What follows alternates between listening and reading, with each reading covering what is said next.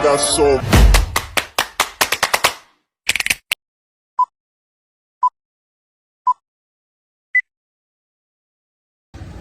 Halo guys, Assalamualaikum warahmatullahi wabarakatuh. Kami dari kelompok 2 akan mempresentasikan materi tentang prinsip-prinsip kurikulum dalam mata kuliah kurikulum Bahasa dan Sastra Indonesia. Selamat menyaksikan. Dadah. Dadah kasih. Assalamualaikum warahmatullahi wabarakatuh. Selamat siang. Puji syukur mari kita panjatkan kehadirat Allah Subhanahu wa taala yang mana telah memberikan kesehatan kepada kita semua sehingga kita semua bisa berkumpul bersama di sini dalam mata kuliah kurikulum Bahasa dan Sastra Indonesia. Salawat serta salam mari kita limpah curahkan kepada junjungan kita, tauladan kita Nabi Muhammad SAW. Yang terhormat Bapak Dr. Ahmad Saiful Rahman MPD dan teman-teman sekalian yang saya banggakan, perkenalkan, saya Rini Nurantika yang akan memandu sesi diskusi pada kesempatan kali ini. Namun, saya tidak sendiri, saya ditemani oleh teman-teman dari kelompok 2. Di antaranya ada Safitri Nur Rahmani, Siti Nur Jamilah, Nanda Sumi Khairani, dan Siska Karlina. Untuk itu, selamat menyaksikan. Materi pertama akan disampaikan oleh Saudari Safitri Nur Rahmani. Kepadanya dipersilahkan. Menurut data Basel 2, kurikulum adalah a line of learning, yang berarti bahwa kurikulum adalah sesuatu yang direncanakan untuk dipelajari oleh siswa yang memuat rencana untuk peserta didik. Pengembangan kurikulum adalah sebuah proses yang merencanakan menghasilkan suatu alat yang lebih baik dengan didasarkan pada hasil penilaian terhadap kurikulum yang telah berlaku, sehingga dapat memberikan kondisi belajar mengajar yang baik. Dengan kata lain, pengembangan kurikulum adalah kegiatan untuk menghasilkan kurikulum baru melalui langkah-langkah penyusunan kurikulum atas dasar hasil penilaian yang dilakukan selama periode waktu tertentu. Pengembangan kurikulum pada hakikatnya adalah proses atau kegiatan yang disengaja dan dipikirkan untuk menghasilkan sebuah kurikulum sebagai pedoman dalam proses dan penyelenggaraan pembelajaran oleh guru di sekolah. Terima kasih kepada Saudari Safitri yang telah memaparkan materinya. Materi selanjutnya akan dipaparkan oleh Saudari Siti Nur Jamilah. Kepadanya dipersilahkan. Menurut Armia di 2017 terdapat 3 sumber prinsip pengembangan kurikulum, yaitu yang pertama data empiris. Data empiris adalah data yang ditemukan atau disimpulkan dari sebuah eksperimen atau penelitian. Ilmu dan penelitian pada zaman modern sekarang ini memiliki kiblat empiris. Segala penemuan atau bukti harus berdasarkan penelitian atau eksperimen secara inderawi. Perbedaan dengan penggunaan dalam bidang filsafat yang biasanya disebut empirisme atau empirisisme mengacu pada hipotesis yang dapat diteliti dan dibuktikan kebenarannya melalui observasi atau eksperimen. Nah, yang kedua ada data eksperimen. Data yang didapat dari hasil penelitian eksperimen untuk mengetahui akibat yang ditimbulkan dari suatu perlakuan yang diberikan secara sengaja oleh peneliti. Kemudian yang ketiga, ada cerita atau legenda yang hidup dalam masyarakat atau folklore of curriculum. Banyak data-data penelitian yang digunakan juga terbukti efektif untuk memecahkan masalah-masalah kehidupan yang kompleks. Di antaranya yaitu ada kebiasaan yang hidup di masyarakat dan penilaian akal pikiran. Prinsip kurikulum diartikan sebagai aturan yang menjiwai pengembangan kurikulum. Prinsip tersebut mempunyai tujuan agar kurikulum yang didesain atau dihasilkan sesuai dengan permintaan semua pihak, yakni anak didik, orang tua, masyarakat, dan bangsa. Sumber prinsip perkembangan kurikulum terdiri dari data empiris, data eksperimen, cerita atau legenda yang hidup di masyarakat, dan akal sehat. Prinsip-prinsip perkembangan kurikulum, pengembangan kurikulum menggunakan prinsip-prinsip yang telah berkembang dalam kehidupan sehari-hari atau justru menciptakan prinsip-prinsip baru.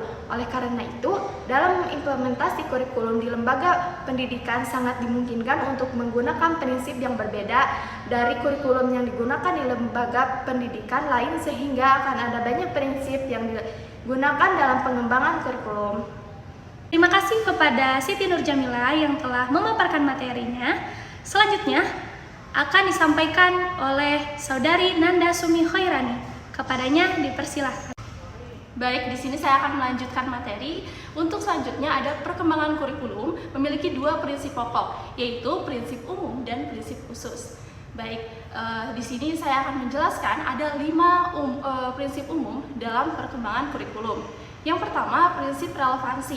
Ada 2 macam relevansi yang harus dimiliki kurikulum, yaitu relevansi luar dan relevansi yang ada di dalam kurikulum itu sendiri.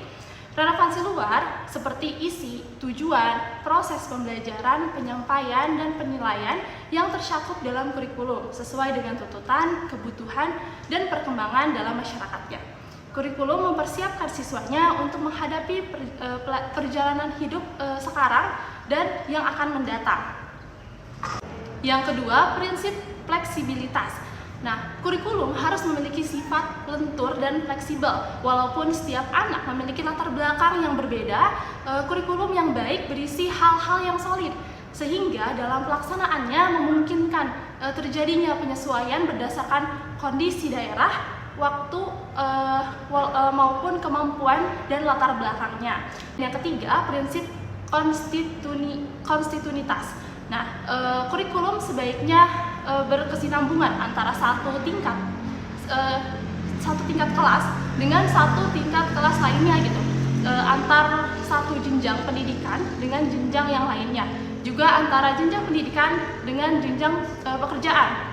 Perkembangan dan proses pembelajaran berlangsung secara berkesinambungan, tidak terputus-putus atau tidak terhenti gitu. Contoh seperti TK, SD, SMP, SMA, kuliah, kerja. Nah, itu tidak terputus, jadi berkesinambungan. Selanjutnya yang keempat, prinsip praktis. Nah, kurikulum bukan hanya harus ideal tetapi juga harus praktis. Suatu kurikulum kalau menurut keahlian dan peralatan yang sangat khusus dan mahal pula gitu biayanya, maka kurikulum dan pendidikan harus dilaksanakan dalam keterbatasan, baik keterbatasan waktu, biaya, alat maupun personalnya. Yang kelima, prinsip efektivitas. Efektivitas dalam suatu kegiatan itu berkenaan dengan sejauh mana dan apa yang direncanakannya dapat terlaksana dengan baik. Dalam pembelajaran, efektivitas ini dapat dilihat dari guru yang mengajar dan peserta didik yang belajar. Kemudian dalam rangka pengelolaan kurikulum dan pengembangannya, usaha untuk meningkatkan efektivitas dengan memilih jenis metode dan alat yang dirasakan paling ampuh dalam mencapai tujuan yang diinginkan. Seperti itu. Terima kasih kepada Saudari Nanda Sumi Khairani yang telah memaparkan materinya. Materi selanjutnya akan dipaparkan oleh Siska Karlina. Kepadanya dipersilahkan. Baik, izin melanjutkan materi selanjutnya, yaitu tentang prinsip khusus. Prinsip khusus ialah prinsip yang berkenaan dengan tujuan dari pendidikan.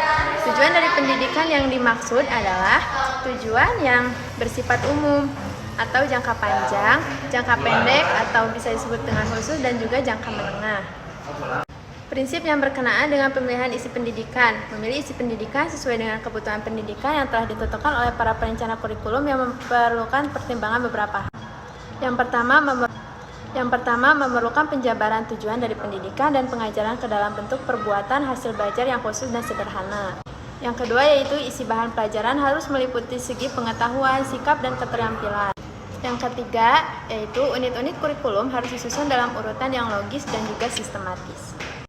Selanjutnya yaitu prinsip yang berkenaan dengan pemilihan proses belajar mengajar. Selanjutnya prinsip yang berkenaan dengan media dan alat bantu dalam pengajaran. Dalam mewujudkan proses pembelajaran yang efektif dan efisien, maka harus memerlukan dukungan dari penggunaan media dan alat bantu dalam belajar dengan tepat.